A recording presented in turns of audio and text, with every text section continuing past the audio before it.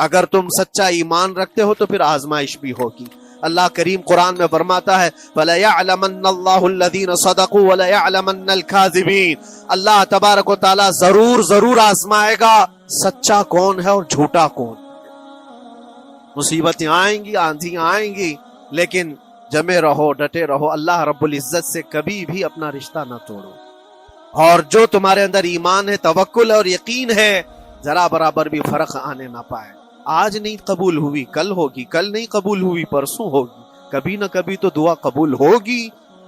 دنیا داروں کے دروازے کھٹکھٹاتے ہیں تو ایک نہ ایک دن دروازہ کھلتا ہے، وہ ارحم الراحمین ہے. قرآن عظیم میں اللہ رب العزت ارشاد فرماتا ہے وَقَلِيلٌ مِّنْ عِبَادِيَ الشَّكُورُ. میرے بندوں میں شکر کرنے والے بہت کم ہیں. اور یہ بات صحیح ہے کہ بندے پر بے شمار نعمتیں اللہ تعالیٰ عطا کیا ہے، بے شمار ہیں. وَإِن تَعُدُّوا نِعْمَةَ اللَّهِ لَا تُحْصُوهَا. اگر تم اللہ کی نعمتوں کو گننا چاہو گے تو شمار نہیں کر سکو گے. شیخ سعدی رحمۃ اللہ تعالی علیہ فرماتے ہیں کہ تمہارا ایک سانس لینا بھی نعمت ہے، سانس کا باہر نکالنا بھی نعمت ہے. اور اگر صرف سانسوں کی نعمتوں کا شکر ادا کرنے پر بندہ بیٹھ جائے تو پوری عمر اس کی تمام ہو جائے. باقی نعمتوں کا کیا ہے؟ بے شمار نعمتوں سے نوازا ہے اللہ تعالیٰ نے. لیکن انسان کی فطرت میں یہ بھی ہے کہ کبھی ایک چیز کی کمی محسوس ہوتی ہے تو وہ واویلا مچاتا ہے، بہت شور کرتا ہے کہ مجھے یہ تکلیف ہوئی، وہ تکلیف ہوئی. اس کے صحت کے زمانے کو وہ یاد نہیں کرتا، مصیبت کے زمانے کو بہت جلدی یاد کرتا ہے. اسی لیے شکر گزار بندے بہت کم ہیں. عادت یہ ڈال لیں جب مصیبت آئے، کوئی تکلیف آئے تو ہمارے اندر یہ احساس پیدا ہو جائے کہ میرے گناہ اس سے بھی بڑی مصیبت کے لائق تھے، اللہ نے کم مصیبت عطا کی. جب کوئی بیمار ہو جائے، جب کبھی کسی آفت میں مبتلا ہو جائے تو یقیناً درد تو ہوتا ہے، آدمی سہن نہیں کر پاتا، لیکن احساس دل میں یہ پیدا کرے اگر وہ انصاف کرنے پر آئے رب تبارک و تعالی میرے ہر گناہ کے بدلے بڑی بڑی سزائیں دے سکتا ہے، میں چھوٹی سی سزا میں ملوث ہوں. اللہ کریم اس کا شکر ہے. اسی طرح سے میرے عزیزو ایک بات میں آپ کو بتاتا ہوں، خاص طور پر ہمارے قید کے زمانے میں بہت سارے ایسے قیدی جیل کے اندر جانے کے بعد ان کے حالات ایسے ہو جاتے ہیں، وہ نا امید اور مایوس ہو کر کفریہ جملے بکنے لگ جاتے ہیں. ان کے حالات ایسے ہو جاتے ہیں کوئی خدا نہیں، اگر ہوتا تو ہماری سنتا. بہت کچھ عبادتیں بھی کرتے ہیں، نہیں جب قبول ہوتی ہے تو مایوس ہو جاتے. تو یہ تو اندر کے حالات ہیں، باہر بھی کسی کے ساتھ ایسا ہو سکتا ہے. میں تو 10 سال سے دعا کر رہا ہوں، اولاد ہی نہیں ہوئی. کوئی یہ کہتا ہے شادی ہو گئی 10 سال ہو گئے، بچے نہیں ہو رہے.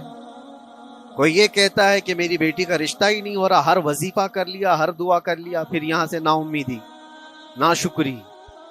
یہ جملے انسان کو کہاں تک پہنچا دیتے. ایک بات میں آپ کو بتاؤں، مولا علی کرم اللہ وجہہ الکریم کی یہ حکمت بھری بات ہے. ارشاد فرماتے ہیں جب کبھی مصیبت آئے اللہ کی طرف سے تو یہ امتحان ہے یا سزا ہے، کیسے پتا چلے؟ ظاہر سی بات ہے ہر کوئی یہ کہتا ہے یہ تو اللہ کی طرف سے امتحان ہے، آزمائش. ہم بھی اندر تھے تو یہ بار بار احساس دلایا جاتا تھا، اور بعض لوگ یہ کہتے تھے کہ اللہ کی طرف سے آزمائش امتحان ہے، اس کو گزار لیجیے. بعض مرتبہ امتحان ہے اور بعض موقعوں پر سزا ہے. اور سزا کب ہے اور امتحان کب ہے یہ کیسے پتا چلے؟ بہت بڑا فارمولہ ہے. مولا علی کرم اللہ وجہہ الکریم فرماتے ہیں جب کبھی تم پر کوئی مصیبت آئے تو یہ دیکھ لینا ان مصیبتوں کے دن میں تم اگر اللہ سے زیادہ قریب ہو گئے ہو، دعا زیادہ کرنے لگ گئے ہو، وظیفے زیادہ کرنے لگ گئے ہو، تو اس کا مطلب ہے کہ اللہ تعالیٰ تم کو امتحان میں رکھ رہا ہے. اور اگر مصیبتوں کے آنے کے بعد بندہ دور ہو جاتا ہے اللہ سے، پھر وہ بفر جاتا ہے، گناہ زیادہ کرنے لگتا ہے، تو سمجھ لو یہ سزا میں ملوث ہے. اب سب کی زندگی میں یہ مصیبتیں جب آتی ہیں تو خود اپنے آپ کو ریئلائز کرے، احساس کر کے دیکھے کہ مصیبت آئی ہے تو میرے ہاتھ میں تسبیح آ گئی یا پھر گالی گلوچ. مصیبت یا آفت آئی ہے میرے گھر پر تو میں عبادت اور نماز کی طرف زیادہ جا رہا ہوں یا پھر عیش و عشرت کی طرف زیادہ جا رہا ہوں, تو تمہیں خود پتہ چل جائے گا کہ تم اللہ کی طرف سے امتحان میں ہو یا پھر سزا میں ہو. میرے عزیزو, بہت مقامات ایسے ہیں جہاں پر بظاہر مصیبت کی حکمت ہمیں نہیں معلوم ہوتی کہ کیوں آئی یہ مصیبت, کیوں دی گئی ہے ہمیں ایسی تکلیف. اسی کا نام تقدیر ہے کہ اللہ تعالیٰ کے لکھے ہوئے پر راضی رہنا یہ مومن کی شان ہے. مومن کو ہمہ وقت اللہ تبارک و تعالیٰ کی طرف سے لکھی ہوئی اس تقدیر پر راضی رہنا ہے. آپ کو میں ایک بات بتا دوں, حضرت ابو جندل ایک صحابی مکہ مکرمہ میں ایمان لائے.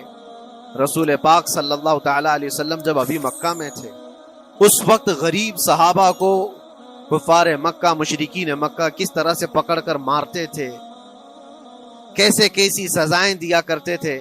اسی اسنا میں اللہ کے نبی صلی اللہ علیہ وسلم ہجرت کر کے مدینہ تشریف لے گئے. لیکن جو ابو جندل تھے یہ قید میں تھے, قید میں تھے. ان کا باپ خود ان کو قید میں رکھا ہوا تھا, اور ایسی قید کہ زنجیریں بندھی ہوئی رہتی تھی. مسلسل کئی سال گزر گئے. حضور پاک صلی اللہ تعالی علیہ وسلم کی ہجرت کے 6 سال گزر جانے کے بعد 7واں سال تھا جب آپ کو بتاؤں حدیبیہ کا وہ منظر پیش آیا جس کو صلح حدیبیہ کہا جاتا ہے.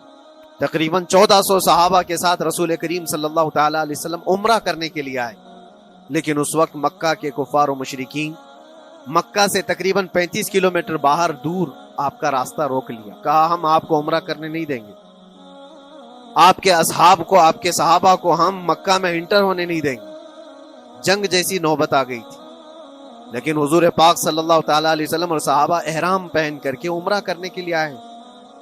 تو پھر درمیانی راستہ یہ اختیار کیا گیا. حضور پاک صلی اللہ علیہ وسلم نے فرمایا کہ ہم صلح کر لیتے ہیں, کچھ ایگریمنٹ ہو جائے ہمارے اور تمہارے درمیان, جنگ نہیں کریں گے, آج سے جنگ بندی ہو جائے. تو کفار مکہ اس بات پر راضی ہوئے, اور اس کے بعد صلح, جس کو کہتے ہیں صلح حدیبیہ, یہ بہت مشہور ہے. صلح حدیبیہ ہوئی, اس میں سارے پوائنٹس جو لکھے گئے تھے ایگریمنٹ کے اندر وہ سب مکہ والوں کی حمایت میں زیادہ تھے. دبا کر کے انہوں نے صلح کی تھی اس طرح سے ان کے زوم کے مطابق. یعنی اگر کوئی مکہ سے بھاگ کر مدینے جائے تو انہوں نے ایگریمنٹ میں لکھایا تھا کہ آپ کو وہ شخص ہمیں واپس کرنا پڑے گا, اور اگر مدینے سے کوئی بھاگ کر ہمارے پاس آئے تو ہم اس کو اپنے پاس رکھیں گے, ہم باہر واپس نہیں بھیجیں. تمہارا کوئی آدمی ہمارے پاس آ گیا بھاگ کر کے, یا ہمارا ہی وہاں رہنے والا کوئی آدمی آ گیا آپ کی امان سے نکل کر کے, تو ہم اس کو اپنے پاس رکھیں. ایسی بہت ساری شرطیں تھیں. میں کیوں کہہ رہا ہوں یہ بات سن لیجیے. یہ صلح حدیبیہ ہو گئی, ایگریمنٹ ابھی لکھا جانا تھا. وہ ابو جندل صحابی جو کئی سالوں سے مکہ میں قید میں تھے, زنجیریں توڑ کر کے وہ باہر نکل آئے. اور جب ان کو یہ خبر ملی کہ مکہ سے 35 کلومیٹر دور اللہ کے نبی صلی اللہ تعالی علیہ وسلم اپنے صحابہ کے ساتھ پڑاؤ ڈالے ہوئے ہیں اور تشریف لانے والے ہیں, کسی طرح بچ بچاتے ہوئے وہ وہاں پہنچ گئے حدیبیہ کے مقام پر. جیسے ہی وہ پہنچے صحابہ میں ایک شور ہو گیا. صحابہ جانتے تھے کہ کتنے سالوں سے ابو جندل قید میں ہے, طرح طرح کی اذیتیں اٹھاتا ہے, بہت مصیبتیں اٹھائی ہیں ابو جندل. دیکھا ان کے جسم پر پورے زخموں کے نشان تھے, ہاتھوں اور پیروں میں زنجیریں لٹکی ہوئی تھی. وہ اسی حالت میں صحابہ کے پاس آ گئے. صحابہ سب نے سینے سے سینہ لگایا, استقبال کیا. ابو جندل تم آ گئے ہمارے پاس, آ گئے. اب بات سنو, بڑی حیرت کی ہے. ایگریمنٹ لکھا جا رہا تھا اور ابو جندل مکہ سے فرار ہو کر کے آئے تھے. ابو جندل کا جو باپ ہے اور دوسرے جو رئیس مکہ کے تھے, قریش کے سردار, سبوں نے ہاتھ روک لیا اور کہا ہمارا ایک آدمی بھاگ کر آپ کے پاس آیا ہے, ایگریمنٹ کے مطابق اس کو آپ ہمیں واپس کرنا ہوگا, واپس لوٹانا ہوگا. مکہ میں رہنے والا شخص آپ کے پاس آیا ہے, وہ ہمارا قیدی ہے. حضور پاک صلی اللہ تعالی علیہ وسلم نے فرمایا ابھی تو لکھا نہیں گیا, اس سے پہلے وہ آیا ہے, چھوڑ دو اس کو, اس کے بعد جو بھی ہوگا اس پر عمل کریں گے. مکہ والوں نے کہا نہیں, ہم نہیں مانتے اس چیز کو. حضور پاک صلی اللہ تعالی علیہ وسلم نے یہاں تک فرمایا اس ایک شخص کو میری ضمانت میں دے دو، باقی تمہاری ساری شرطیں منظور کر لی جائیں گی۔ وہ رحمت للعالمین نبی اکرم صلی اللہ تعالی علیہ وسلم اپنے غلاموں پر رحم کیسے نہ کریں؟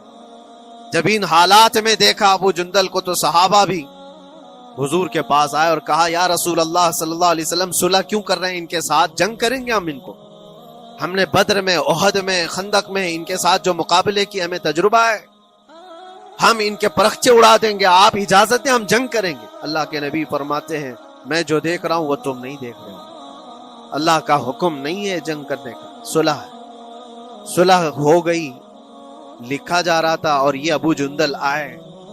اب جب حضور پاک صلی اللہ تعالی علیہ وسلم نے فرمایا ٹھیک ہے، ایگریمنٹ کے مطابق ابو جندل کو مکہ واپس بھیجنا پڑے گا، اتنا فرمایا تھا حضور نے، ابو جندل دھاڑے مار مار کر رونے لگے اور صحابہ کو جا کر کے اپنے زخم دکھانے لگے کہ دیکھو مجھے واپس بھیجا جا رہا ہے، مجھے واپس بھیجا جا رہا ہے۔ تو صحابہ کے اندر بھی جوش تھا، اپنا آدمی جب کوئی اتنا مظلوم ہو، اتنا مار کھایا ہو، اور پھر واپس انہی ظالموں کے سامنے اس کو بھیجا جانا ہو تو کیا کیفیت ہو۔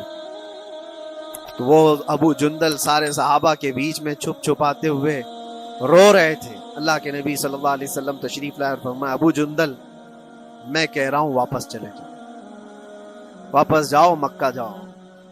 تو انہوں نے کہا یا رسول اللہ صلی اللہ علیہ وسلم ان زخموں کے ساتھ واپس جاؤں؟ اللہ کے نبی صلی اللہ علیہ وسلم نے فرمایا ہاں ابو جندل اللہ کی مرضی ہے، اور اللہ کا نبی وہی کہتا ہے جو اللہ کی مرضی ہوتی ہے۔ یہ میں کہہ رہا ہوں بظاہر تکلیفوں کی حکمت ہمیں معلوم نہیں ہوتی، لیکن ہمیں عمل کرنا چاہیے۔ نبی پاک صلی اللہ تعالی علیہ وسلم کا جب حکم ہوا، ابو جندل انہی زنجیروں کے ساتھ ان کے باپ کے حوالے کر دیے گئے، وہ گھسیٹتے ہوئے لے جا رہا تھا، گھسیٹتے ہوئے واپس انہی قیدیوں کی طرح لے جا رہا تھا۔ سب کی آنکھوں میں آنسو تھے، لیکن حکمت الہی کیا ہے یہ کون جانتا ہے؟ بظاہر اللہ تبارک و تعالیٰ کی طرف سے یہ دی ہوئی آزمائشیں، یہ تکلیفیں، اس کی حکمت وہ بہتر جانتا ہے۔ جب ابو جندل کو واپس کیا گیا، ایک سوال اٹھتا ہے میرے عزیزو، یہ میں قید کی حالت میں رہ کر کے ایک شخص نے مجھ سے سوال کیا تھا، آپ تو اللہ کے نبی صلی اللہ تعالی علیہ وسلم کی ناموس کی بات کرتے ہو، حضور کی محبت کی بات کرتے ہو، ان کے عشق کی بات کرتے ہو، اور یہ بھی کہتے ہو کہ نبی پاک صلی اللہ تعالی علیہ وسلم دستگیری کرتے ہیں، اپنے غلاموں کی مدد کرتے ہیں، تو اتنے دنوں سے کیا آپ نے حضور کو نہیں پکارا؟ کیا رسول پاک صلی اللہ تعالی علیہ وسلم سے محبت اور عشق کی بات کے بعد آپ نے بھیک نہیں مانگی؟ اس وقت یہ واقعہ یاد آیا، میں تو ابو جندل کے پاؤں کے ناخن کی مٹی کے برابر بھی نہیں۔ وہ صحابی رسول تقریباً ان کے متعلق کہا گیا ہے 6 سے 8 سال تک وہ ان کی قید میں رہے، تو کیا رسول پاک صلی اللہ علیہ وسلم کو خبر نہیں تھی؟ خبر تھی، لیکن ہوتا ایسا ہے کہ جو جتنی محبت کرتا ہے اتنے ہی امتحانوں سے گزارا بھی جاتا ہے، اس کو امتحان دینے پڑتے ہیں۔ اسی لیے بار بار میں یہ بات کہتا ہوں، حضور پاک صلی اللہ تعالی علیہ وسلم کی ناموس کی بات کرنا، عظمت رسالت کی بات کرنا، یہ حلوے پراٹھے کھانے کا نام نہیں ہے، یہ شہادت گہے الفت میں ہے قدم رکھنا۔ لوگ آسان سمجھتے ہیں مسلمان ہونا، حضور پاک صلی اللہ تعالی علیہ وسلم کی شریعت طاہرہ کو بچانے کے لیے ہی تو، حضور کی ناموس کی حفاظت کے لیے ہی تو مولا امام حسین نے اپنی گردن دے دی، اپنے بچوں کی قربانی دے دی، اپنا عیش آرام سب تیاگ دیا۔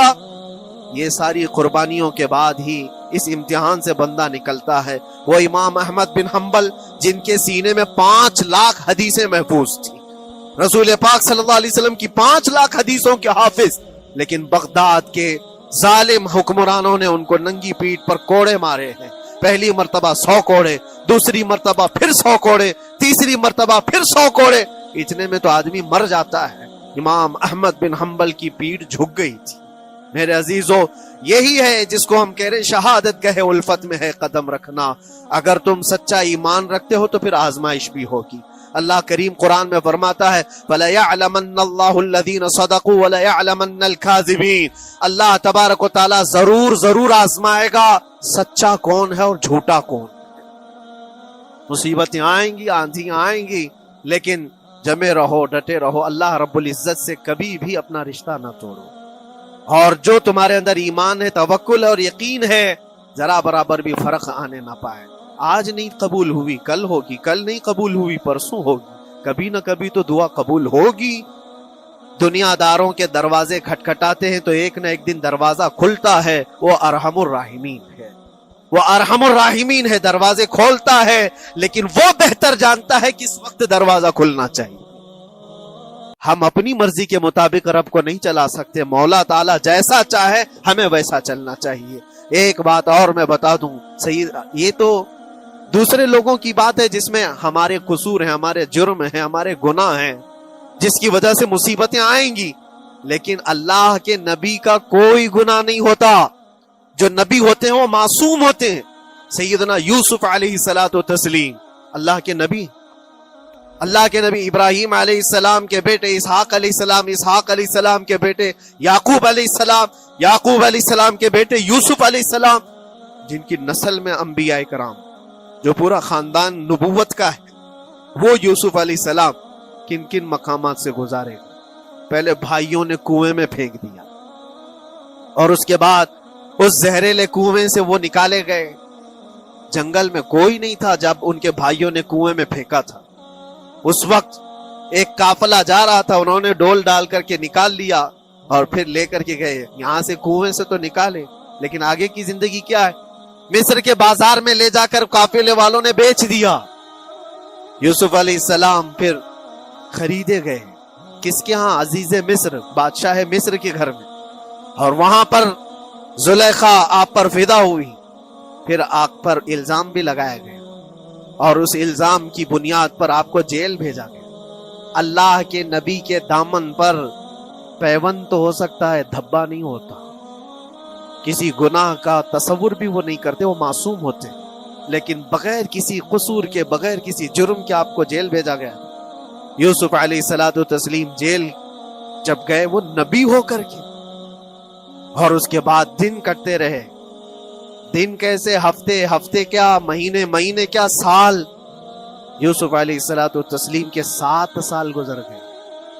جب کبھی کسی انوسنٹ کو, بے قصور آدمی کو تکلیف دی جاتی ہے تو اس کو احساس زیادہ ہوتا ہے, اور جرم کی وجہ سے جب کوئی تکلیف میں آتا ہے تو کمپرومائز کر لیتا ہے, میں ایسا غلطی کیا تھا, مجھے یہ جھیلنا پڑ رہا ہے.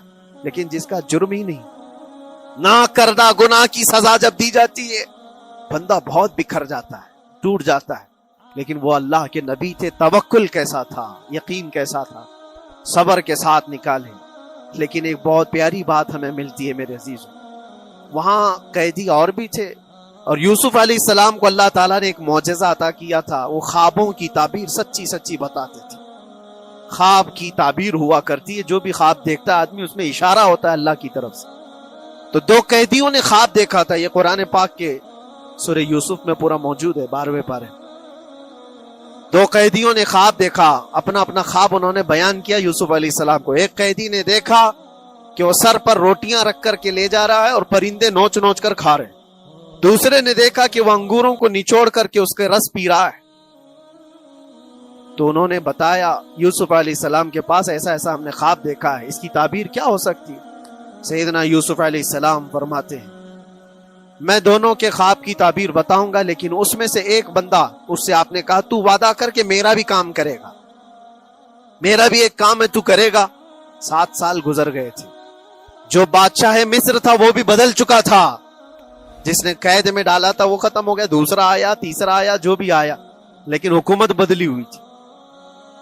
تو خواب کی تعبیر بتانے سے پہلے ایک قیدی سے یوسف علیہ السلام نے کہا کہ میرا کام تو کرے گا. اس نے کہا ہاں, آپ جو کہیں گے میں کروں گا.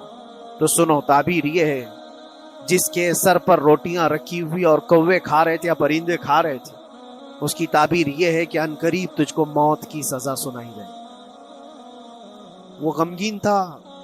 دوسرے سے کہا تو انگور کے رس نچوڑ کر پی رہا تھا, تیرے خواب کی تعبیر یہ ہے کہ عنقریب تجھ کو رہا کر دیا جائے, تو آزاد ہوگا, اور تجھ سے ہی میرا کام یہ ہے کہ آزاد ہو کر جائے گا تو تو موجودہ وقت کے جو بادشاہ ہے, شاید اس کی فوج میں شامل ہو جائے یا اس کے سپاہیوں میں, وزیروں میں, تو میری یہ بات اس تک پہنچا دینا، پچھلے 7 سالوں سے بے گناہ بے قصور ایک قیدی اندر ہے، اس کو آزاد کر دیا جائے، اس کو آزاد کر دیا جائے۔ اس نے کہا بالکل، اگر میں چھوٹا تو آپ کا ایک کام ضرور کروں۔ سنیے بات، چند دن نہیں گزرے تھے کہ اس ایک قیدی کو موت کی سزا ہو گئی، اس کو موت کی سزا سنائی گئی اور پھانسی ہو گئی۔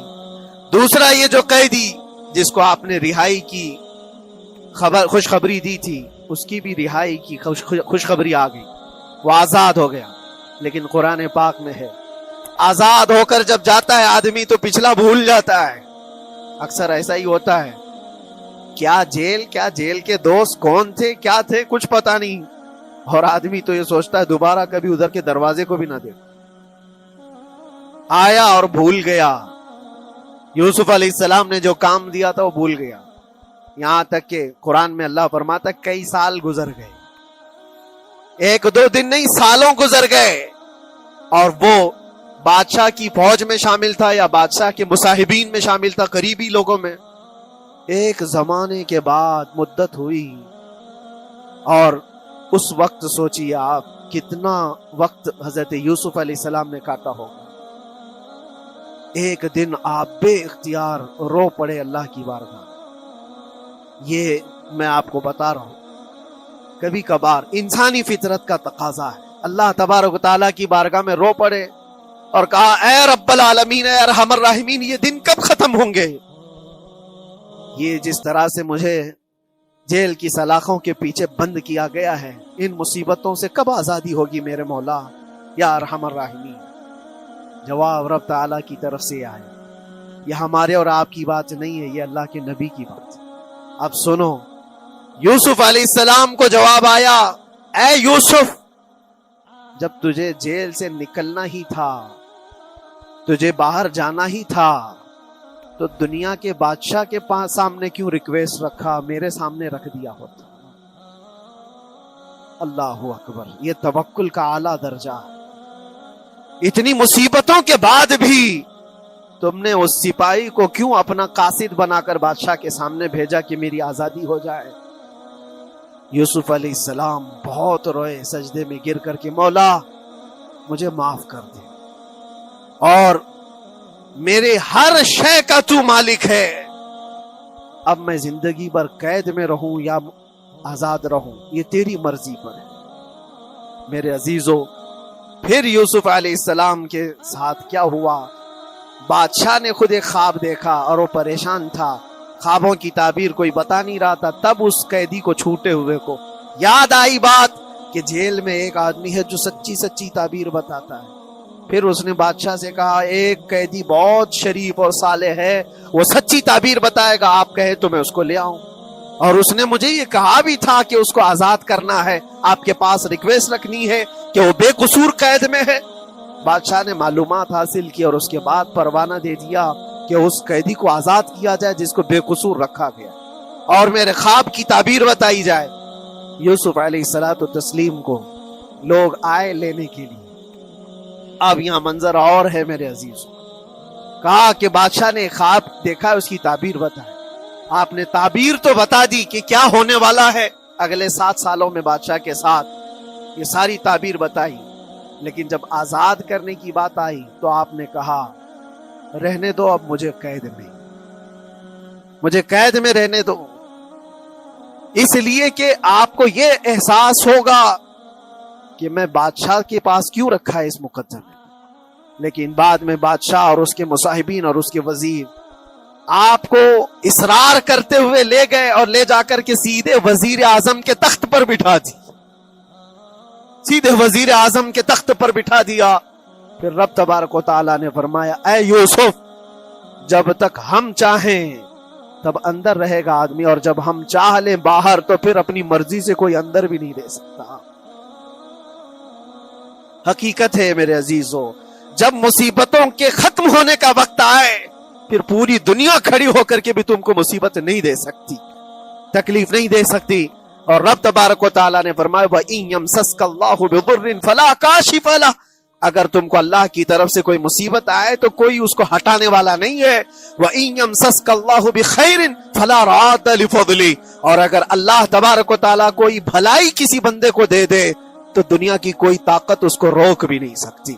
آج اگر رب تبارک و تعالیٰ ہم کو کوئی مقام اور مرتبہ دے دے, کوئی عزت اور انعام دے دے, سارے کتے بھونکتے رہیں, اس انعام کو کوئی رد نہیں کر سکتا. اللہ تبارک و تعالیٰ کا دیا ہوا فضل اس کو کوئی کاٹ نہیں سکتا, اور اس کی دی ہوئی مصیبت کو کوئی دوسرا ٹال بھی نہیں سکتا. اسی لیے آؤ لگے رہو اسی بارگاہ میں اور عرض کرو کہ مولا مجھ سے جو خطائیں ہوئی ہیں اس کو درگزر فرما دے, اور جس طرح کی بھی تو زندگی دیا ہے یہ تیرا شکر ہے مولا. شکر ادا کرنے کی عادت ڈال لو. اللہ تبارک و تعالیٰ فرماتا ہے لَإِن شَكَرْتُمْ لَأَزِيدَنَّكُمْ, اگر تم شکر ادا کرو گے تو میں اور زیادہ عطا کروں گا, اور زیادہ عطا کروں گا. آج اگر تھوڑی سی مصیبت ہے تو شکر ادا کرو کہ مولا بڑی مصیبت تو نہیں آئی ہے, یہ بھی تیرا کرم ہے, تیرا احسان ہے. مصیبت زدہ لوگوں کو دیکھتا ہوں تو پھر میں یہ کہتا ہوں ہاتھ بھی سلامت ہے, پیر بھی سلامت ہے, آنکھ بھی سلامت ہے, زبان بھی سلامت ہے, دماغ بھی چل رہا ہے. کیا یہ شکر کرنے کا موقع نہیں ہے؟ یہ شکر کرنے کا مقام نہیں ہے؟ آؤ ہر دن اللہ کا شکر ادا کرو, شکایتیں کم کرو. اللہ تبارک و تعالیٰ کو یہ زندگی پسند ہے.